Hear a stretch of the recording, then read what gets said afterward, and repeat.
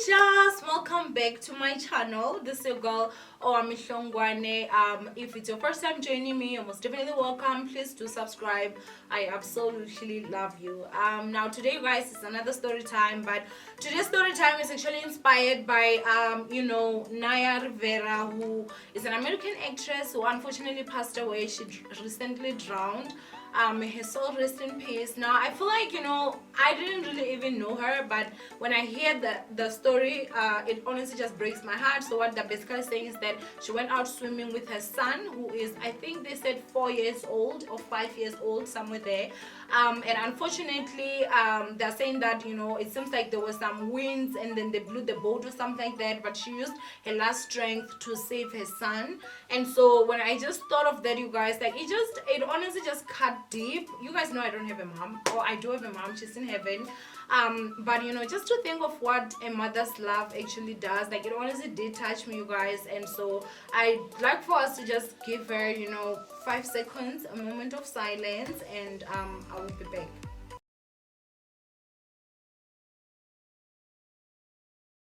You have loga, Nova. You will be. Now today's story time, you guys, as I said, it's gonna be about the time I almost drowned.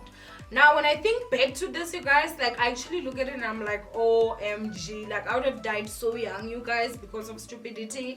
But I wouldn't say stupidity, I didn't just say, obviously I didn't know, and as a child you don't really think about things like that, okay? So with this story time, you guys, obviously I'm going to be talking about how I almost drowned, as I just said. And with story times, you guys, like when someone does a story time, they're basically talking about their experience when it comes to something. So if I'm going to be talking about how I almost drowned, it doesn't mean I hate water, or I'm exposing water, or I'm attacking water. No shibubo. If you choose to take it that way, that's your own choice. But when it comes to me, it's all about my experience. But I ain't gonna lie for nobody. Like hell no, I ain't going to hell for lying, okay? No. If my experience was horrible, I'ma say my experience was horrible. If it was good, I'ma say it's good. Like, I don't understand why people be tripping out here, okay? But anyway, just this story time, you guys, happened when I was about 8, 9, 10 years, somewhere there, you guys, within that period. And my cousin, you guys, who I loved, adored, and oh my gosh, I would say, like, as a young child, worshipped. She was so stout, you guys, that we're going to actually call her stout, because she was that stout. And so this story time basically involves 2 of my cousins, so Stout and cousin R. So we're gonna just call him R, okay? Now, growing up, I used to go to my grandmother's place a lot. I would ask my dad all the time whenever it's Friday, can I please go sleep over? Sometimes he would say no, and my heart would be so broken, and I'll go to sleep crying. And then sometimes he would say yes, and obviously I'd go. Which obviously my dad was not trying to be mean. I am a girl child, and my father used to say, like, I don't want my children to be sleeping outside and whatnot, because I don't want somebody raping my kids. That's what my father used to always say. And as a young girl, and if I used to really understand that, I used to not like him too much because of that. He was very overprotective. But now when I actually think about it, you guys, like, I'm so grateful that old man did what he did, because if he was not as strict as he was, I don't know what would have happened basically. But yeah, so cousin Stout, you guys, was someone, she is female, but she was so stout, you guys, like basically anything that they say, do not do this, cousin Stout was going to do it. And the thing is, she wouldn't do it alone, you guys. Like, she would always make sure that we're doing it together. If you're with her, she will force you to do whatever it is that she's doing, so that we're gonna both be in trouble. Like, she's not about to be in trouble alone. I do remember there were times where they would send us, like, go buy cool drink, and cousin Stout, you guys, had some real serious skills. You guys know, like, a cool drink, like, the top, right? Isn't it has got, like, the cap, and then it also has the other, I don't know how to call it, but the round thingy that attaches, basically. Cousin Stout was able to open that and keep both intact, and we used to drink the cool drink and pour water a little bit, and she would close it, and the way it would be closed, it would be like it was never ever opened. Now, of course, like a lot of things, you guys, I once smoked sniff, and it was not just once, and that was thanks to cousin Stout. other day, you guys. I got high before I was even 10. And it's not funny, you guys. And I can't say it was child abuse because she was also young. I was also young. And I mean, she's only like 4 years older than me, but she was just so stoked, you guys. So they used to basically, you know, my father used to, as I said, was very overprotective. He was really overprotective, you guys, and he didn't want us to go to like the river to swim and stuff like that, like how other people do. Y'all need to understand, I grew up in a real village, okay? We had rivers and all that shandy. Now, I was someone that loved swimming. Cousin Stoat was very good at swimming. Even Cousin R was an even better swimmer because he obviously is male, so he had the strength, you know, and whatnot. They were so good at swimming, they were better than me. And whenever I would go swimming, sometimes we'd go as a group. And unfortunately, you know, because of my father didn't want us to do that. If ever I swim, my mom, she was such a bimpi, you guys. Like, she used to tell him and I'd get into trouble. So if we're going to swim, like, we used to come up with strategies like, don't close your eyes, because when you swim and your eyes are closed, they get very red. So we used to try swim with our eyes open. And I think there was a time where we used to put Vaseline in our eyes so that they won't see, because even at my grandmother's place, they used to refuse for us to go to the river to swim and whatnot. And so, you know, sometimes we just go like we're going to play, and then we actually go to the river to actually swim and all that.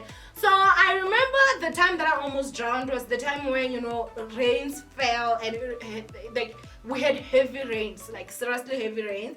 And then there was a place, you guys, where it is by the, we used to call it Browini, like by the Bro. I don't know how you guys think, it's a bridge.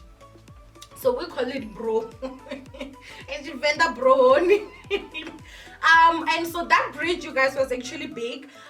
Now, if you've ever gone to a properly made bridge, you will understand obviously that the concrete, obviously isn't it, it's a concrete up, but then the concrete actually starts down, the sort of like a slab, or that's how they made the one that obviously, you know, we used to go to wash our clothes and also swim at. And so what happens is that, you know, there was this space where it was like a concrete, and then obviously from that side it was obviously sand under the water. And so on this side, because obviously it went down like that, there would be obviously water because it was almost like a mini waterfall.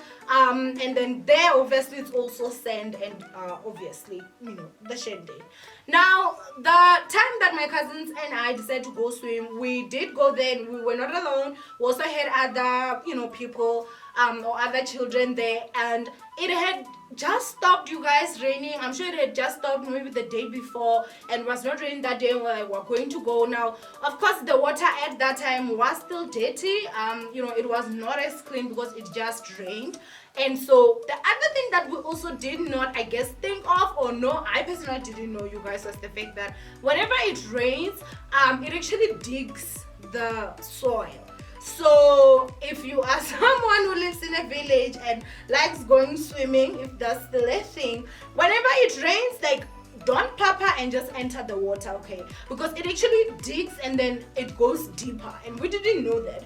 So we entered the water, you guys, and we start swimming. And it's my cousin, you know, his thought was like, let's go. And they had just said, you guys should not go to the waters because it just rains. But who listened to them? Of course not us. We leave, we go there, we enter the water, you guys, we start swimming. Now, as we're swimming, I could feel something is not right in terms of the water was like too strong for me. Remember, this is a place where we still all the time go there and do swimming, all that. But this time, the water was honestly like, as I was swimming, it kept on pushing me a little bit back. Now, of course, I'm using my strength. I'm not as good of a swimmer as my cousins, but I'm swimming and all that. But honestly, this water, you guys, like, it's pushing me back or down. Now, there where the concrete was, it used to be very slippery because I think in English, they call it algae. In Chivenda, we call it daddies, those green things that actually develop over time. And so, you know, we knew that, you know, when you get there, you actually slip you actually do slip down. But I guess because it rained so much, it did wash away some of it. But then there was still some because it was still slippery. But I feel like, you know, that washing away may have been the thing that actually also helped save my life. Now, as for swimming, you guys, as I said, the water keeps on pushing me back, and I got to a level where now, honestly, you guys, I'm just like, I can't do it. So I start screaming now, like, help! Like, you guys, the water at that time, the strength I'm supposed to be using to swim back, I'm using to obviously scream. So, you know, I go underwater, you guys. Like, the water was dirty. I cannot tell you how much water I drank that day. Now, thank goodness, obviously, you know, Stoth immediately, you know, came to me. And of course, I'm fighting for my life, child. Like, I'm fighting for my life. You know, when she's coming to me, like, Cousin R also, you know, obviously was coming to me at the same time. So, Cousin R is the one who actually grabbed my hand. And when he grabbed my hand, Cousin Stoth grabbed Cousin R's hand. And we're basically like, she's pushing him as he's pushing me. And obviously the other ones that we went to swim with, they start helping Cousin Stoth so that they can get me out. But you guys, because of I had already reached the level of the concrete, the algae, as I said, some of it was gone. The surface is not smooth, okay? So I was like on my back like that, you guys. The amount of water I drank that day, it scratched my back so much, like so much. By the time they managed to pull me out of the water, I was bleeding. I had drank so much water. I was so weak. So they took me, you guys, and then they dug a hole and they put my stomach, like sort of like they buried me in sand. But my head obviously was out and my legs were out, but my back portion and my stomach and like my butt and my legs, you know, I mean, I was still very small. I'm still short, you know. They covered with sand, and a lot of sand, you guys. So as I was there facing down, I started like, you know, throwing up water. Like the water started coming out, and I don't know why they didn't just sit on me, but you know, I guess the logic is that, like, you know, sand can help you. I don't know if it's some cultural thing or anything. After they did it, you guys, obviously the sand also did stop the bleeding.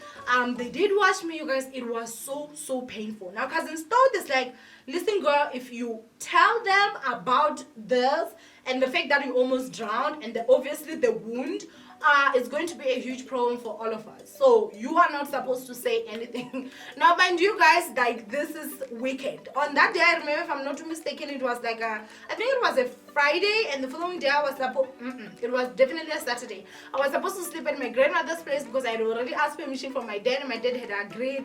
My mom at that time, you guys, she was in school, so she was not around.